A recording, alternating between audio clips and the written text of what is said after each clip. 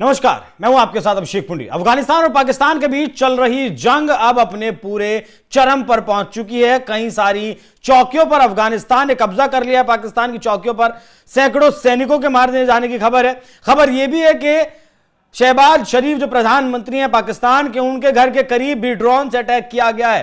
राजधानी इस्लामाबाद में भी सैन्य ठिकानों पर हमला किया गया है और सफल हमला किया गया है। ये तस्वीरें आप देख सकते हैं कितने भयंकर हमले अफगानिस्तान की तरफ से पाकिस्तान के भीतर किए गए हैं। अब जब ये जंग शुरू हुई है, रक्षा मंत्री ख्वाजा आसिफ की तरफ से खुली जंग की चेतावनी दी गई।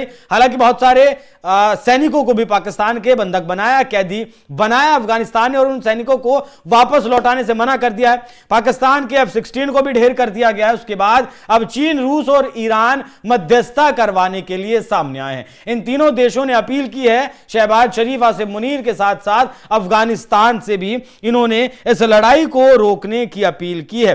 पाकिस्तान और अफगानिस्तान में तेज होते सैन्य संघर्ष ने दुनिया के कई देशों, खासतौर पर पड़ोसी ताकतों की फिक्र बढ़ा दी है। वो रूस हो, चीन हो, तुर्की हो, ईरान हो, इन देशों ने बॉर्डर पर फायरिंग रोकने और बातचीत से मुद्दे को हल करने की अपील की है। मलेशिया के प्राइम मिनिस्टर ने भी संयुक्त राष्ट्र चीफ से इन दोनों देशों में हुई झड़पों को चिंताजनक बताते हुए संयम बरतने के लिए कहा है। चीन ने अफगानिस्तान पाकिस्तान सीमा पर हुई झड़प को लेकर गहरी चिंता जताई। चीन के विदेश मंत्रालय ने बयान दिया है और कहा है कि चीन इस विवाद में मध्यस्थता करने की कोशिश कर रहा है। बीजिंग तनाव कम करने और आपसी रिश्ते सुधारने की भूमिका निभाने के लिए तैयार है। हमारी अपील है कि बातचीत के जरिए मतभेद खत्म किए जाएं। पड़ोसी और दोस्त होने के नाते चीन इस घटनाक्रम से चिंतित है। चीन की तरफ से यह बयान दिया गया और बताया गया कि किस तरीके से deputy prime minister, foreign minister जो है पाकिस्तान के, इशाक डार, उनसे बातचीत हुई है।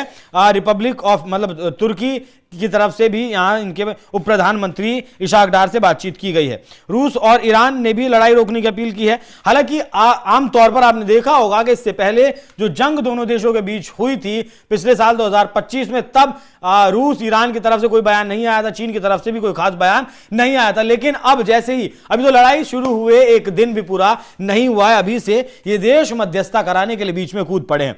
रूस ने अफगानिस्तान और पाकिस्तान से बॉर्डर पार हमले तुरंत रोकने और डिप्लोमेसी के जरिए अपना मतभेद सुलझाने के लिए कहा है। बाकी बात करें, रूस तो खुद यूक्रेन के साथ पिछले 4 सालों से युद्ध में है। ट्रंप के साथ साथ दुनिया के तमाम बड़े नेता, यूरोप के नेता हो या फिर प्रधानमंत्री नरेंद्र मोदी हो, वो लगातार कह चुके हैं कि ये बातचीत शांति की टेबल पर होनी चाहिए, लेकिन रूस तो खुद मानने के लिए तैयार नहीं है।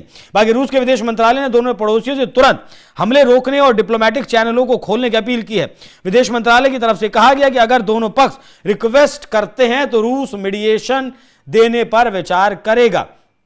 ईरान की तरफ से भी अफगानिस्तान और पाकिस्तान के बीच बातचीत को आसान बनाने में मदद करने की पेशकश की गई। ईरानी विदेश मंत्री अब्बास अरागची ने कहा, तेहरान दोनों देशों के बीच समझ और सहयोग बढ़ाने के लिए जरूरी कोई भी कदम देने के लिए तैयार है। हम बढ़ते संघर्ष से चिंतित हैं और शांति की अपील करते हैं। ये लोग खुद अमेरिका को धमकी दे रहे हैं, इजराइल को धमकी दे रहे हैं, मिडिल ईस्ट के देशों को धमकी दे रहे हैं कि अगर हमारे ऊपर हमला किया गया तो हम भी पलटवार करेंगे। ये देश लगातार शांति की अपील कर रहे हैं। यूएन सेक्रेटरी जनरल एंटोनियो गुटारेस के प्रवक्ता स्टीफन दुजारिक ने भी कहा है कि अफगानिस्तान पाकिस्तान की स्थिति पर करीब से नजर रखी जा रही है।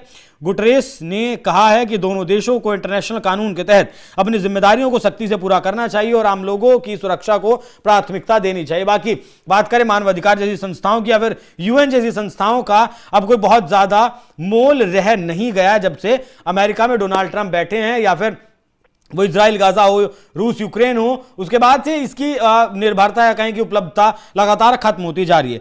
तुर्की के विदेश मंत्री की तरफ से भी टेलीफोन पर बातचीत की गई पाकिस्तान और अफगानिस्तान से और कहा गया कि संयम बरता जाए। मलेशिया के प्राइम मिनिस्टर ने भी अनवर इब्राहिम ने भी चिंता जताई है और कहा है कि दोनों तरफ भारी नुकसान हुआ है और उसका उन्हें अफसोस है। अनवर ने पाकिस्तान और अफगानिस्तान से संयम दिखाने और तुरंत मिलिट्री ऑपरेशन रोकने की अपील की। उन्होंने कहा है कि सुलह से बातचीत की टेबल पर ही मुमकिन है।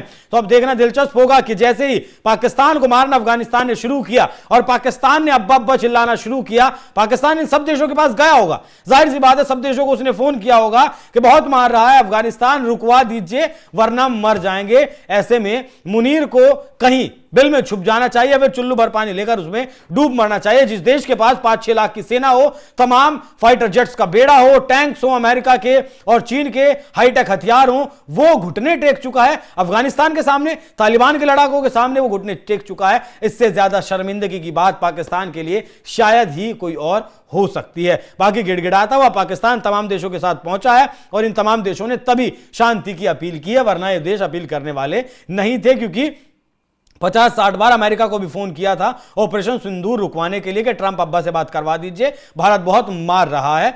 लगभग 60 बार से ज्यादा फोन, और ये डेटा खुद अमेरिका की तरफ से दिया गया था कि ये देख लो पाकिस्तान ने हमें कितनी बार फोन किया था। बाकी देखना दिलचस्प होगा कि इन देशों के बीच में आने से ये जंग रुकती है या नहीं। आप लोग इस विषय पर क्या सोचते हैं, कमेंट बॉक्स में अपनी राय जरूर दीजिएगा। नमस्कार।